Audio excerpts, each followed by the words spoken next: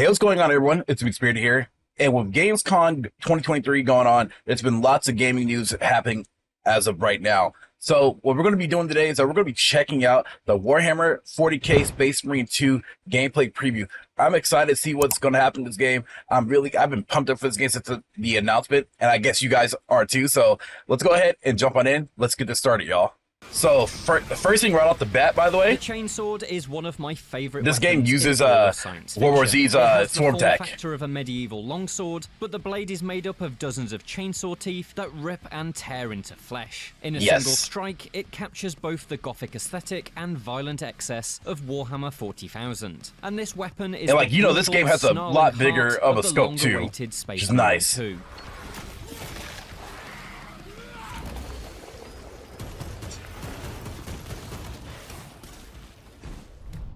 I recently played an hour of the sequel to what many consider to be the best Warhammer 40k action game ever made. And from what I've seen, the first game's great, but it's dated in a way, but it's still great. It still holds up really well. Created by Relic Entertainment works so well. Spacemarine 2 is a shooter melee hybrid that falls somewhere between Gears of War and Doom, a linear third-person campaign filled with intense, gory monster battles. And like its predecessor, it appears to be unapologetically straightforward in its pursuit of increasingly bloody encounters against overwhelming odds. And hey, that is perfectly okay. All right, some shit gotta just be simple and straightforward. You know, that's okay, especially with me. The mission I played, aptly named Invasion, had me carve a path of corpses through jungle swamps and concrete bunkers during the early stages of an alien attack. The invading Tyranids arrive in swarms, courtesy of Saber's impressive World War Z engine, which can render 1,000 enemies on screen. A tidal wave of raptor-like hormagaunts, supported by handfuls of warriors, crash against barricades and buildings. That's crazy, swarm tech. They clamber over each other to form writhing towers that scale sheer walls. While at range, your guns will easily tear these crowds apart. You know, though, speaking of which, I'm sorry, but speaking of which, though, it does make sense, especially for like the Tyranids and stuff. Like, you can see like a lot of the stuff. If y'all ever played the game World War Z, which is actually a pretty fun game, by the way. If y'all haven't played it, go check it out. Seeing the swarm tech doing this kind of work is actually pretty great. Especially, again, we'll see the Tyranids like this. I love it. Simply not enough ammunition in the galaxy to hose them all down before they break through your line of fire. That's where Spacemarine 2 switches into melee mode, and the satisfying strikes of its chainsword come into play. Shooting feels and also this game is powerful, what do you call in the middle of blood-soaked brawls that multiplayer as well. 2 really comes alive. Saber has put together a well-judged melee system that has that co-op is going to make the game so much but is still simple enough for you to largely revel in the slaughter. The smaller hormagaunts are essentially powerless against your strikes. Those that try to leap at your face can be caught mid-air and slammed into the ground for an instant kill. That's cool. The sheer number of them means they can gnaw away your armor. Should they break through, they'll be able to damage your precious health bar, which is primarily replenished with rarely found medical kits. Staying alive in the midst of these hordes, then, is not quite as easy as it first seems for your 8 feet tall, armor-clad Ultramarine. This is where Spacemarine 2's executions come into play. They're a bit like Doom's glory kills. If you can perform a brutal execution move on an enemy, part of your 4-segment armor bar is replenished. The I'm glad that came back. The enemy, the more armor you regain. And so when fights in my demo began, I instantly sought out the bigger warriors. They're a much more imposing challenge. With arms made of swords, they make for a proper duel. Parries are vital, as is watching out for unblockable attacks that you need to dodge. Did I just really just see did I really just see that original stomp there, that 1, 2, 3 stomp? them up for a point I'm glad they kept that in. Shot to the face. Do enough damage, and you can eventually trigger an execution finisher. These are gloriously gory, with the chainsword cutting its way through flesh and bone in a spray of blood that repaints your blue marine red. But the real prize is the replenished armor that keeps you in the fight. Woo! And so appears the flow of Spacemarine 2. With so few medic packs in the demo mission, I desperately needed to keep my armor topped up. In the latter half of my hands-on, I had just a smidge of I wish I was there to check out this game, dude. Completely hinged on my ability to keep those executions coming. I wonder when we're going to get a release date. I'd thin out a crowd with bursts of gunfire and grenades, but ensure plenty of targets remained alive so I could charge into melee and perform those executions. But you know, though, speaking of the co-op, right?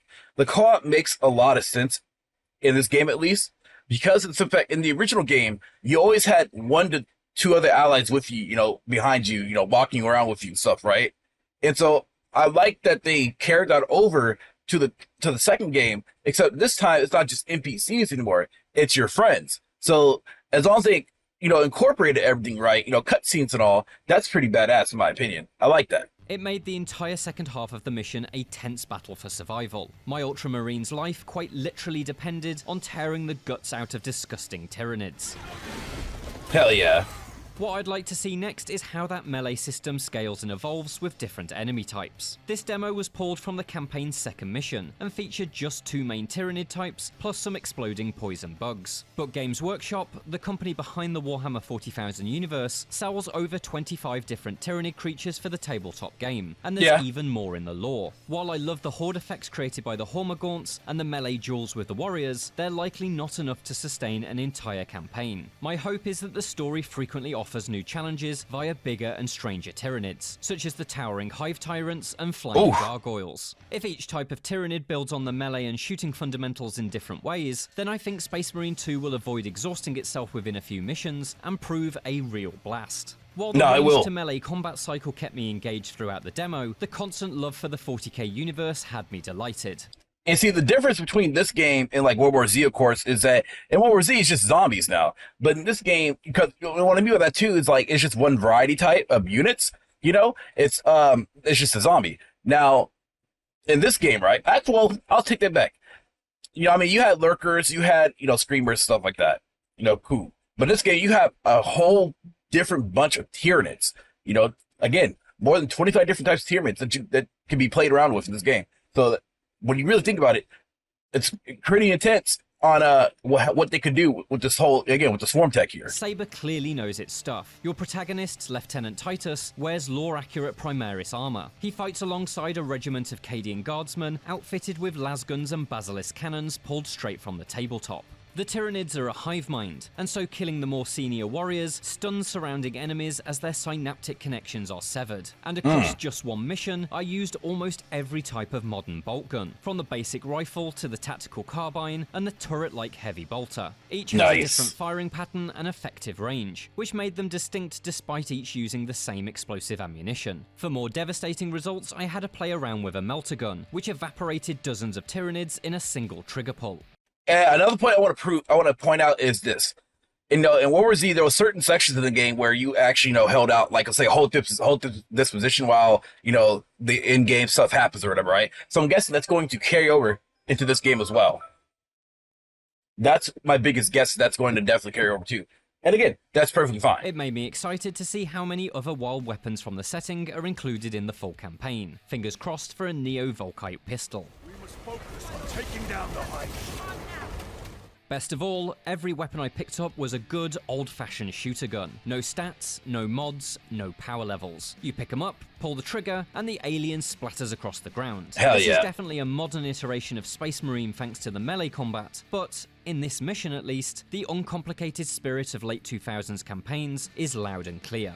I've been waiting for Space Marine 2 for over a decade. For 40k fans, it's a pretty big deal. It's a big deal for Games Workshop too. The latest edition of Tabletop Warhammer 40,000 is also focused on the war between the Space Marines and the Tyranids.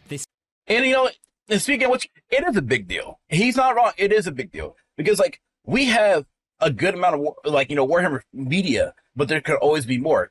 I just can't wait for the whole cinematic universe of Henry Cavill, and when that's going to be a thing. That's going to be freaking amazing.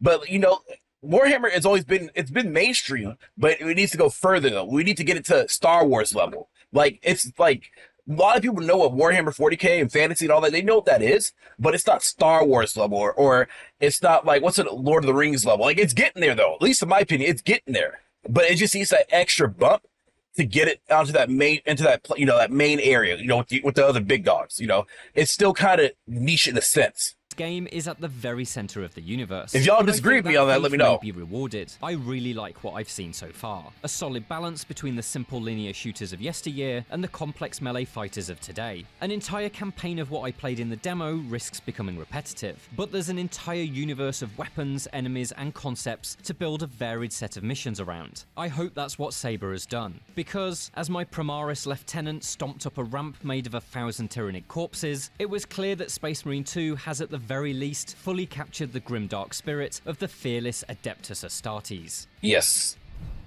For more from Space Marine 2, check out the latest trailer, and for everything else from Gamescom 2023, stick with IGN.